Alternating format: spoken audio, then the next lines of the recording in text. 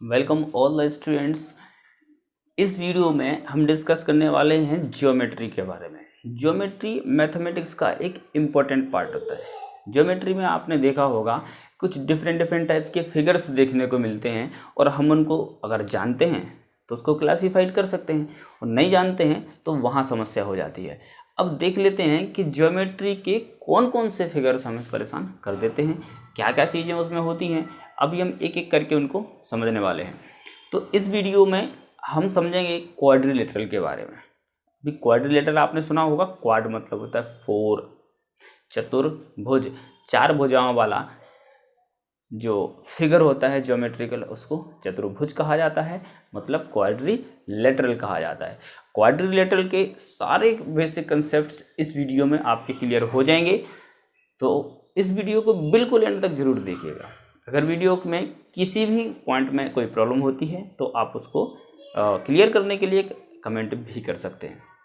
तो चलिए शुरू करते हैं। तो आपने ज्योमेट्री में एक वर्ड सुना होगा जिसका नाम होता है पॉलीगॉन। अब पॉली मतलब होता है बहुत सारी साइड्स, पॉलीगॉन इसको हिंदी में बहुभुज कहा जाता है। भुज, भुजा, जिसकी बहुत सारी भुजाएं होती हैं उसको बहुभुज बोला जाता है और इंग्लिश वर्ड होता है उसका पॉलीगॉन। तो आज हम बात करेंगे पॉलीगॉन की, जिसकी बहुत सारी साइड्स होती हैं। तो पॉलीगॉन मतलब बहुभुज।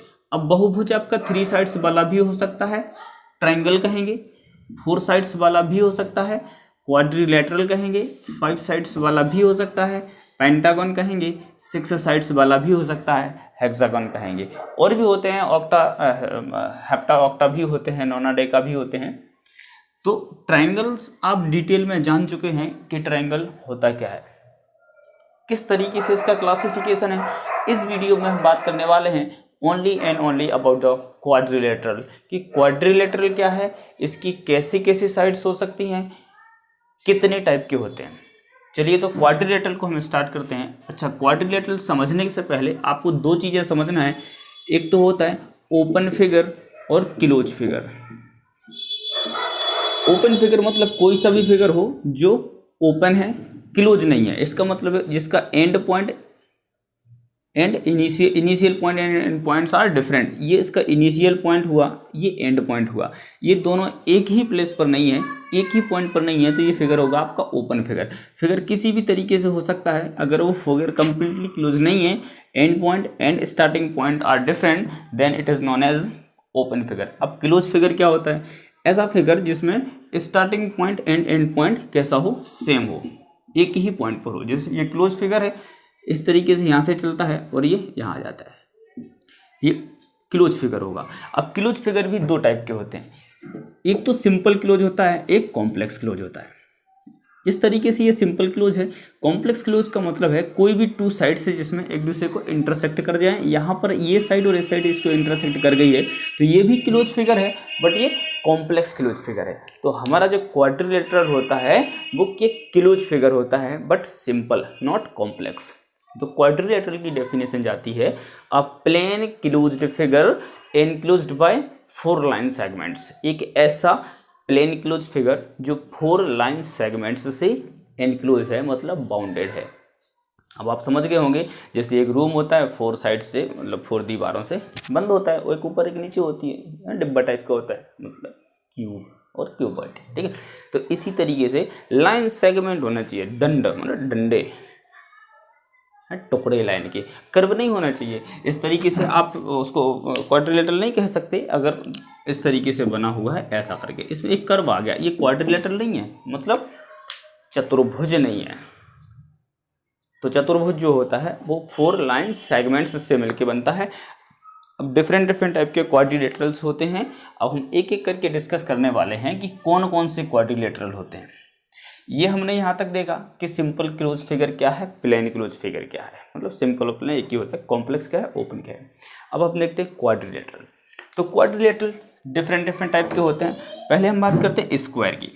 ये जो स्क्वायर होता है, स्क्वायर में चारों साइड्स इक्वल होती, pair of opposite sides parallel होता है और ईच एंगल 90 डिग्री का होता है, ठीक है ना।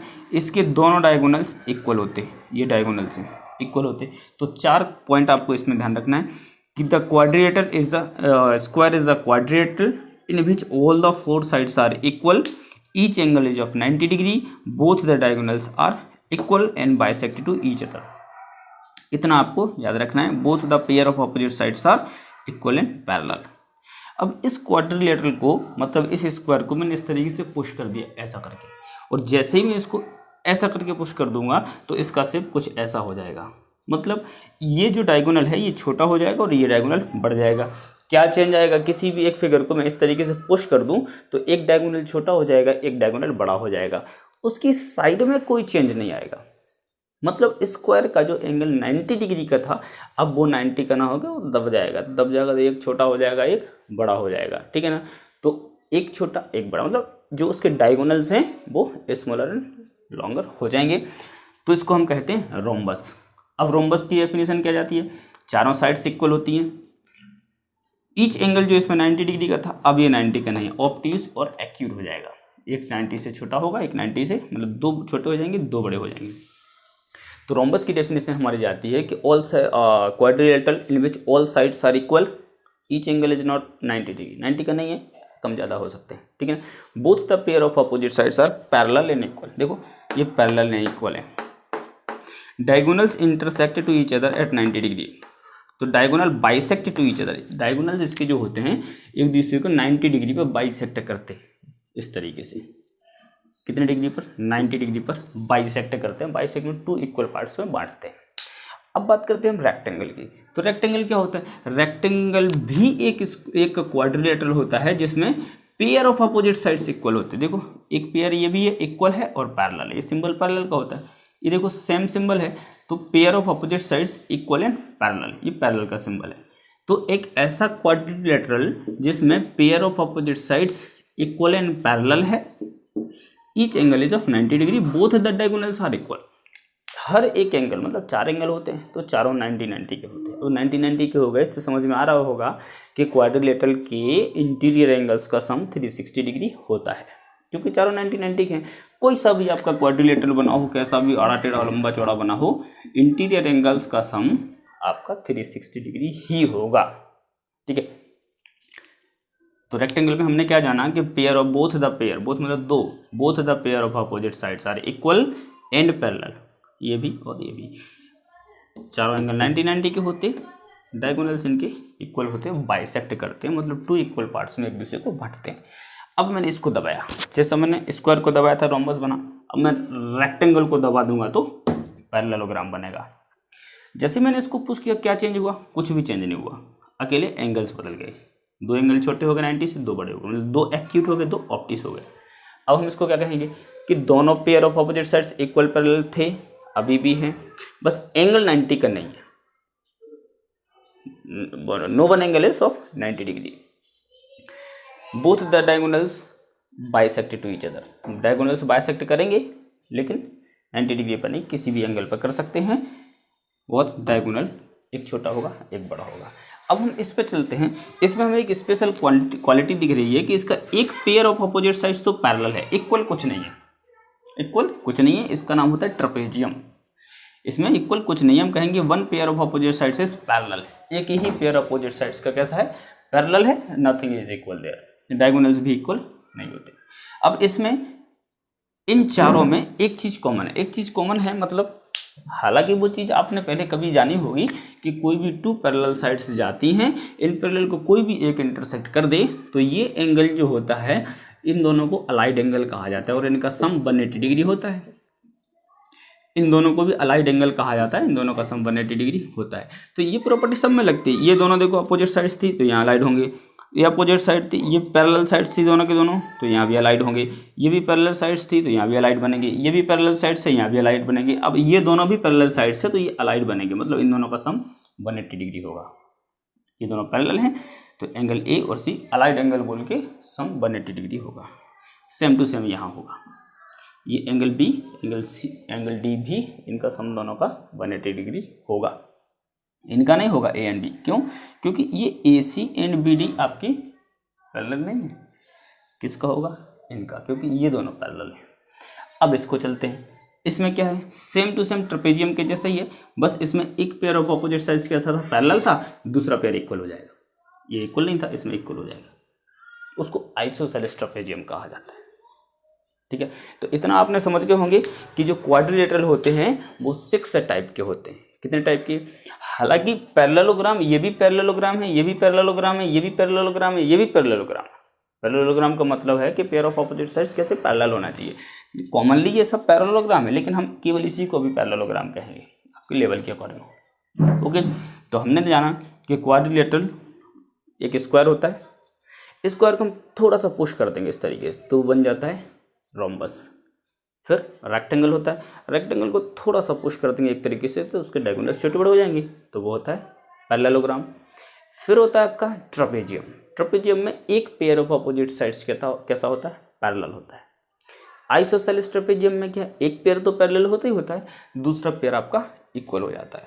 देखो जब ये तो दिख नहीं रहा नीचे, इस तरीके से ये आपका ट्रेपेजियम था और एक पेयर ऑफ अपोजिट साइड्स कैसा, ये दोनों के दोनों पैरेलल थे और ये दोनों इक्वल हो जाएंगे। ये आपका पैरेललोग्राम था, इसको मैंने दबाया, रेक्टेंगल को पैरेललोग्राम बना, स्क्वायर को दबाया तो रोम्बस बना। आई होप आप क्वाड्रिलेटरल्स के बारे में अच्छे से समझ गए होंगे। अब कोई डाउट है तो आप इसको एक बार अच्छे से देख लीजिएगा, कमेंट भी आप कर सकते हैं। मुझे लगता है सारे डाउट्स आपके इसमें क्लियर हो गए होंगे। अब आप इन्हीं कंसेप्ट्स को यूज करके क्वेश्चंस को आगे सॉल्व करेंगे। एक चीज़ और ध्यान रखेंगे कि किसी भी क्वाड्रिलेटरल के जो इंटीरियर एंगल्स का सम होता है वो 360 डिग्री होता है, इतना आपने ध्यान रखना है। चलिए इसके बेस्ड कुछ 2 क्वेश्चंस कर लेते हैं। First one, from the following figure find point 1 value of x, point 2 angle ABC, point 3 angle ACD। This is the figure along side the question. In this figure ये क्या है, पूरा क्वाड्रिलेटरल। इस quadrilateral में angle A है, ये इतना angle 48 है, इतना एंगल x है। इसका मतलब पूरा एंगल A कितना हो जाएगा 48 प्लस x। इसमें एंगल B है 4x, एंगल C कितना है, पूरा एंगल C 3x है। अकेला इतना एंगल 3x नहीं है, ये पूरा एंगल 3x है। एंगल D है 4x। ठीक है, ये हमने फिगर को स्टडी कर लिया। ये फिगर कौन सा है? क्वाड्रिलेटरल, जिसकी 4 साइड होती हैं उसको क्वाड्रिलेटरल कहा जाता है, अभी हमने कहा। और इसमें अभी आपने एक चीज़ और देखी कि किसी भी क्वाड्रिलेटरल में सम ऑफ इंटीरियर एंगल्स 360 डिग्री होता है। कोई सा भी क्वाड्रिलेटरल हो तो इन सब को हम जोड़ दाड़ के 360 के इक्वल में रख देंगे। Since we know that angle A plus B plus C plus D 360 होता है। सबकी वैल्यू A की जगह 48 प्लस x आएगा क्योंकि ये पूरा A है, इतना वाला 48 प्लस x देखो A की जगह आया। B की वैल्यू 4x होगी, एंगल C पूरा 3x है, D 4x है। You know like terms will be added with like terms, मतलब x and 4x 5x 3 8 and 12x। ये 12x हो गया 48 की साइड चेंज कर देंगे, 360 में से 48 सब्ट्रैक्ट होगा 312, मतलब 12 x इक्वल टू 312, तो x की वैल्यू मिल जाएगी 26। पॉइंट 1 आपका सॉल्व हुआ। पॉइंट 1 में आपसे वैल्यू ऑफ x मांगी थी, हमने पॉइंट 1 में वैल्यू ऑफ x निकाल के दे दी है।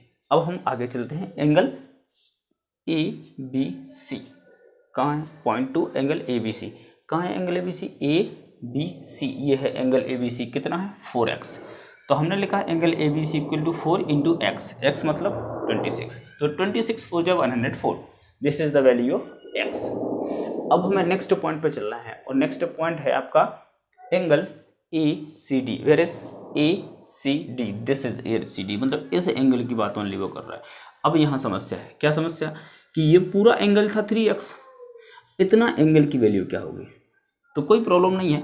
आप जानते हैं कि ट्रायंगल के इंटीरियर एंगल्स का सम 360 डिग्री की जगह 180 डिग्री होता है।